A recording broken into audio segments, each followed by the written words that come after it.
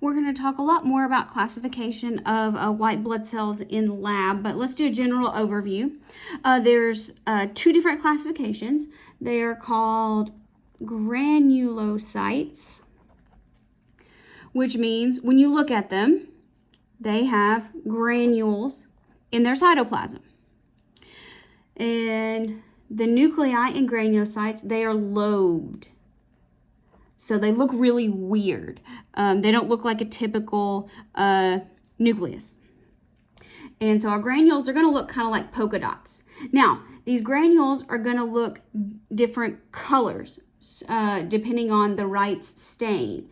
So a Wright's stain, if they respond to red, that's an acidic dye. It is known as eosin. And then there is a blue basic dye, and so they can be red, blue, or purple. All of our granulocytes, they are all phagocytic. They are all phagocytes. That means they eat things.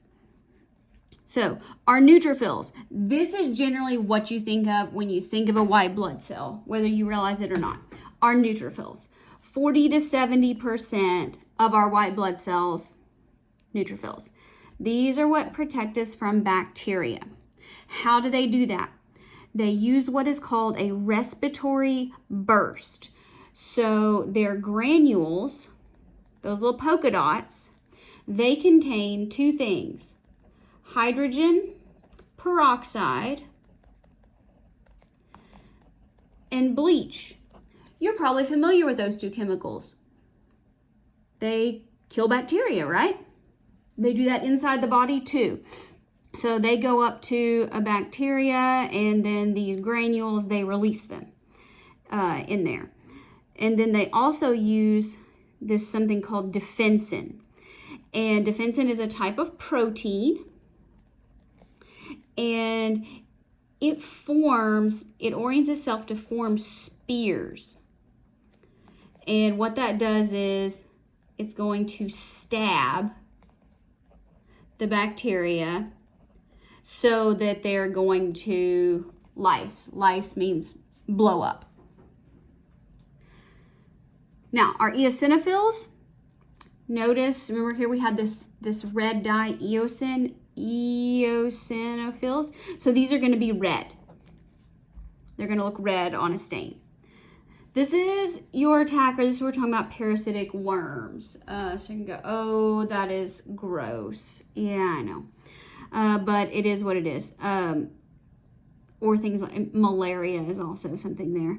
Then you have your basophils. Basophils, basic blue. So these are going to be a real dark blue. These have granules. Now they don't have hydrogen peroxide and bleach. These granules have histamine. You may have heard of histamine in the context of Benadryl, which is an antihistamine. So it's a vasodilator, and it makes vessels really leaky. So that's going to allow chemotaxis to occur. So it's going to recruit other white blood cells to come in and help.